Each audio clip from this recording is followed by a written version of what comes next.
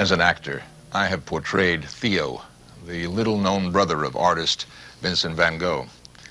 Somehow, I related so strongly to the story of the two brothers that I became obsessed with Theo's struggle to defend Vincent and to prove that he was not insane. Most people, including many experts, believed that Vincent van Gogh was mad. His brother didn't, and I have evidence that he was right.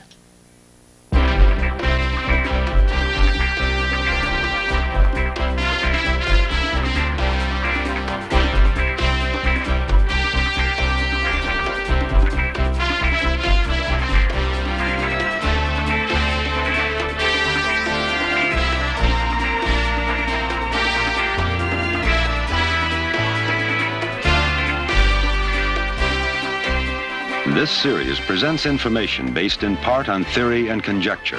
The producer's purpose is to suggest some possible explanations, but not necessarily the only ones, to the mysteries we will examine. This, for me, is a personal search. A search for a man who painted brilliant impressions of sunflowers and starry nights. He was called Madman by many, and in fact, he did cut off part of his own ear. But was he really mad? He was born twice, and he had a deep feeling for family.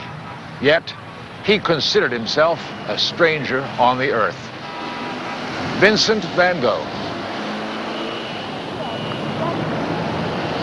Today, 14 of his works are displayed here in the celebrated Louvre Museum in Paris. In a feverish 10-year period, though plagued by illness, he turned out 1,800 pieces of work, many of which sell for as much as $1 million each today.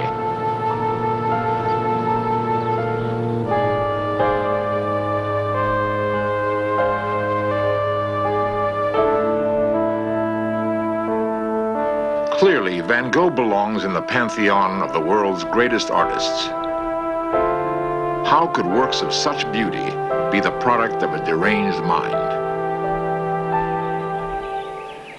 Vincent van Gogh, Dutchman, painter, impressionist, lover of love, God, and art, took this route to the south of France after a year of painting and studying in Paris.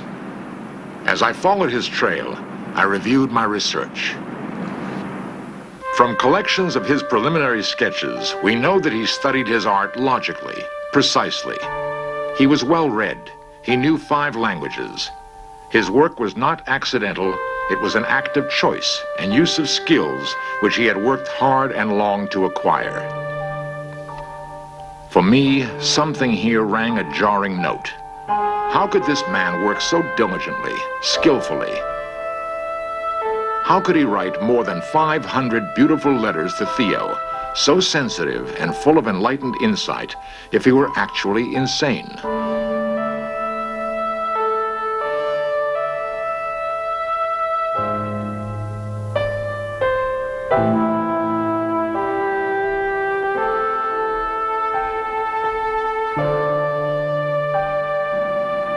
Whatever Vincent's problem was, it began to appear here in the south of France.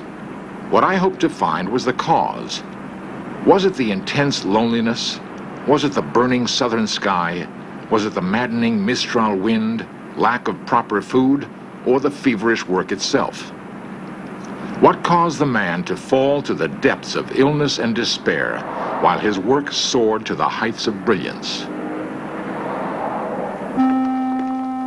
My first stop in the town of Arles would be the corner where Vincent lived, in what became known as the Yellow House.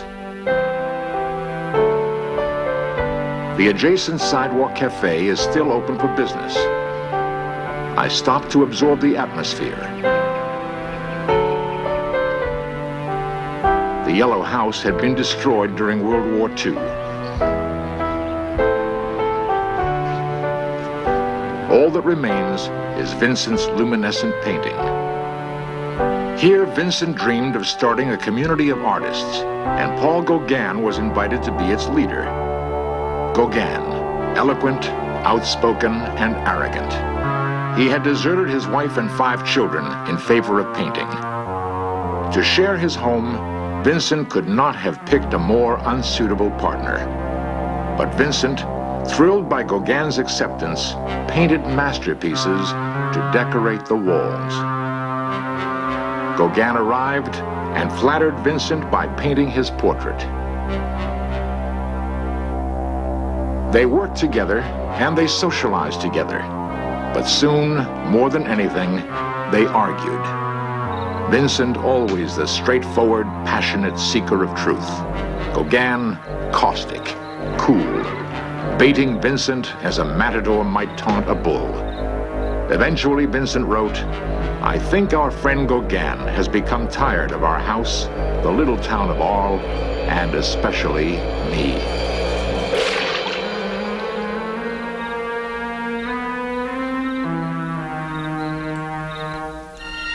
Was it the agitation of the argument? Was it alcohol? Was it illness? What triggered the famous events which followed? According to Gauguin's version of the story, he took a walk into the night. He was being followed. It was Vincent with a razor. Gauguin later reported, "I stared him down with a look." What really happened, we will never know.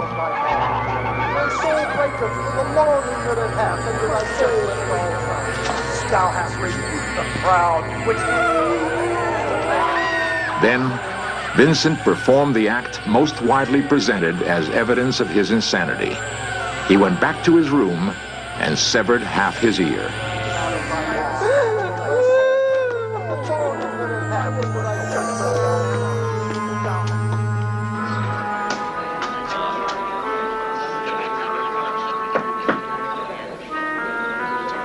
Later that night, he delivered a bizarre gift to a prostitute named Rachel at a local brothel and said, "Gardez cet objet précieusement."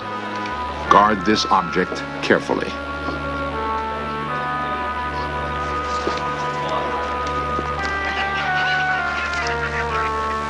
It was the severed ear. Why? The answer may lie in a previous relationship with a prostitute named Christine. When Vincent met her, she had a child and was expecting another. Vincent felt he could save her from the streets. It was a noble effort, but a failure. The lady did not want to change her lifestyle. Was there for Vincent a connection between his past and the present?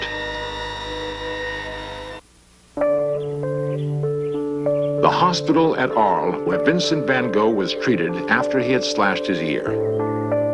Why had he done it? And was he really mad? Why was he suffering such personal pain while his work was soaring? Here I hoped to find some answers. I quickly recognized the garden of one of his famous paintings.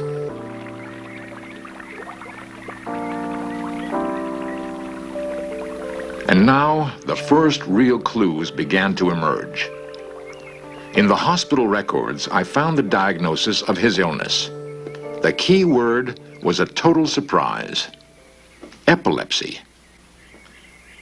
Dr. Ray, his physician, diagnosed Vincent as epileptic, suffering from seizures, hallucinations.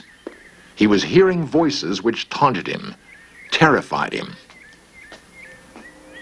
Vincent's biblical training had taught him, if thine eye offend thee, pluck it out.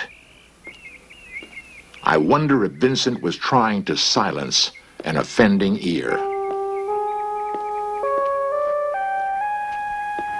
The isolation chamber where Vincent was locked up during his stay at the hospital.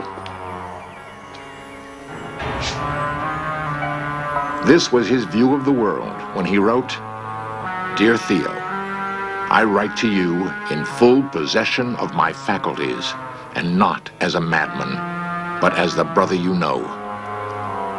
A certain number of people addressed a petition to the mayor, describing me as a man not fit to be at liberty.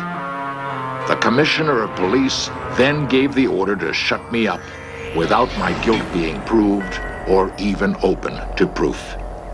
I have done no harm to anyone. After his release, Vincent was embittered and deeply pained by the cruel actions of the people of Arles.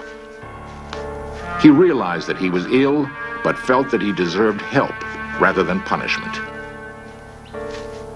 It became obvious that he would suffer periodic hallucinatory attacks, which terrified him.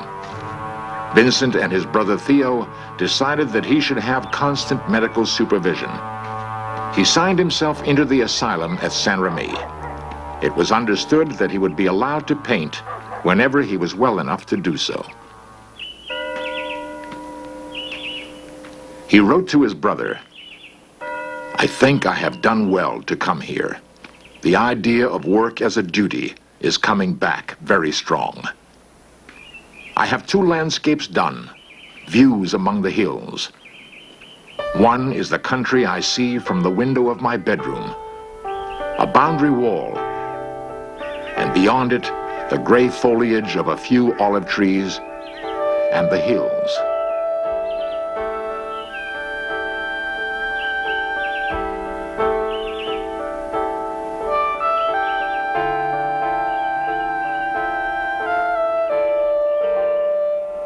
Though here there are some patients very seriously ill, the fear and horror of madness that I used to have has lessened a great deal.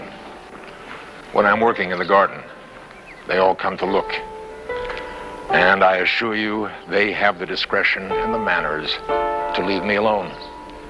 More than I can say for the good people of the town of Arles. A major newspaper article now praised Vincent as the leader of the Impressionists, and one of his canvases was sold for the equivalent of $80, his first sale. He was 36. No other painting would be sold in his lifetime. The quality and quantity of his work was enormous. He captured, enhanced, and enriched whatever he saw. He said, "I feel as if nature has spoken to me."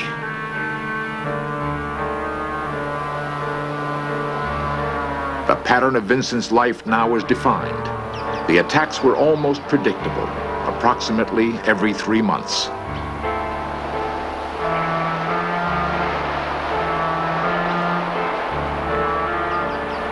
They were followed by periods of recovery and feverish work. Hardly the pattern of a madman.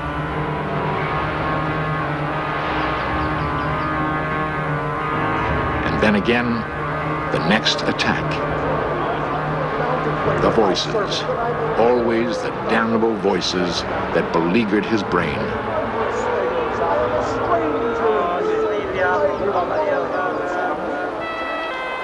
In May 1890, after 2 years in the South, Vincent's loneliness and his longing to see his brother and the North again prompted a decision to leave Saint-Remy. Before following Vincent's trail to Auvers, I had one more important stop to make. The nature of Vincent's illness was now clear. But what about his mysticism? Why did he suspect that there was another side to existence? Why did he see death as a trip to a star? Perhaps at his birthplace, I would find some answers. Certainly, the family offered no clue. His father, a minister in the Reformed Church, both parents, straightforward, no nonsense, bound by tradition.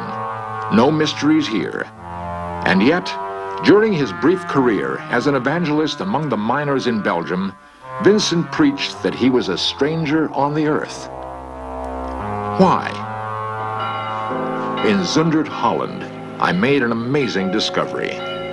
In the early 1850s, a strange ritual took place at this church every Sunday. Young Vincent van Gogh visits a grave which bears his own name. The grave is that of a brother who was stillborn. Both Vincents were born on exactly the same date, 1 year apart. He lived his entire childhood with a ghost that bore his name.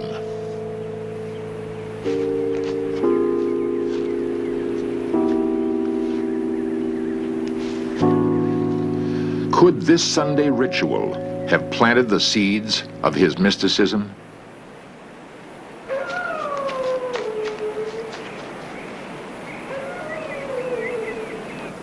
In Auvers, a suburb of Paris, arrangements were made for him to live in a room over the Café Ravoux, now called the Café Van Gogh.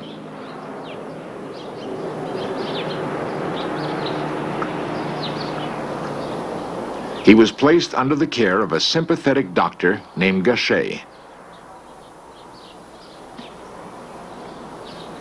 The current owner of the Gogh house, Madame Vandenbroek. Who was famous. Vincent came earlier than expected and was terribly impatient. He came out here unannounced and came like a bombshell on the terrace and was standing there in the bright sunlight when he was discovered and ushered into the dining room. The doctor was called, and when the dining room shutters were slightly closed because of the strong sunshine, and Vincent, who wanted to see the view, threw them open and was standing there just drinking it all in, and the first sight the doctor had of his patient and friend was that one. He was indeed impatient, and perhaps he had good reason. When he arrived in Auvers, he had 70 days to live. Is it possible that he knew that? In those 70 days, he turned out 100 pieces of work, as if he were in a race against time.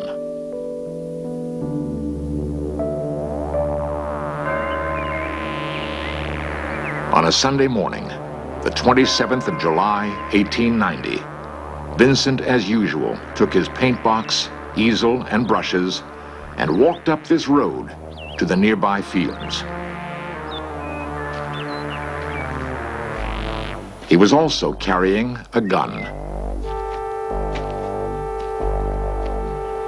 He was about to make a decision.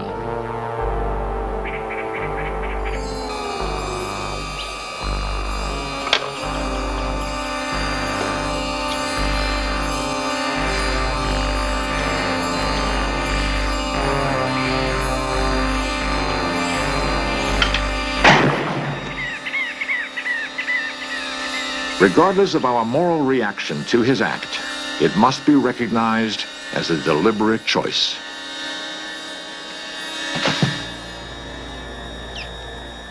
After lying unconscious all day in the hot sun, he managed to stagger back to the cafe. What occurred in the last hours of his life most clearly indicates that he was not mad, but obviously a man afflicted with a physical problem which drove him to a desperate act. His brother received the news the next day and came immediately.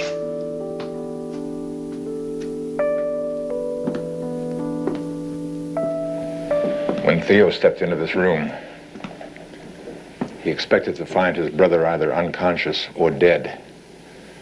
He was shocked to find Vincent sitting up in his bed, calmly smoking his pipe. Vincent asked his brother not to cry. He said, "I did it for the good of everyone."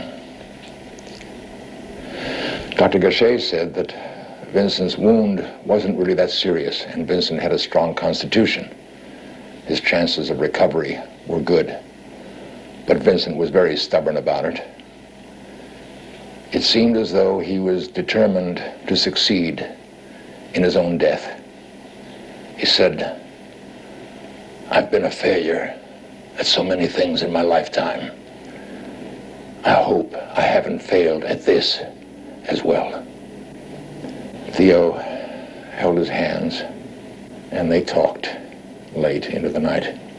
And then Theo said, "I felt his hands weaken, and his voice grew fainter. I sat on the bed. I cradled him in my arms.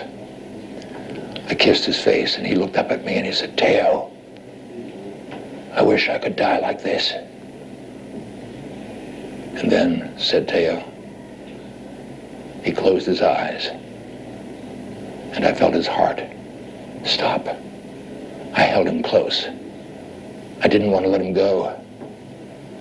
I felt his soul lingering near me for those next few moments, and then something went out of me, and he was gone.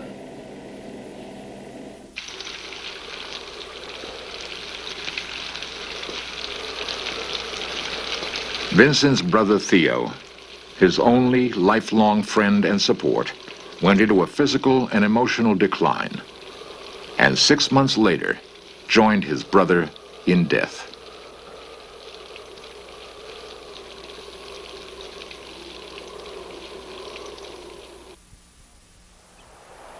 With the Mistral wind, the heat of the sun, his illness, it's amazing that Vincent van Gogh accomplished as much as he did. While it is interesting and worthwhile to investigate the man, the power and the magnificence of his work are awesome. Today, the controversy about Vincent van Gogh continues. He was a very complicated man.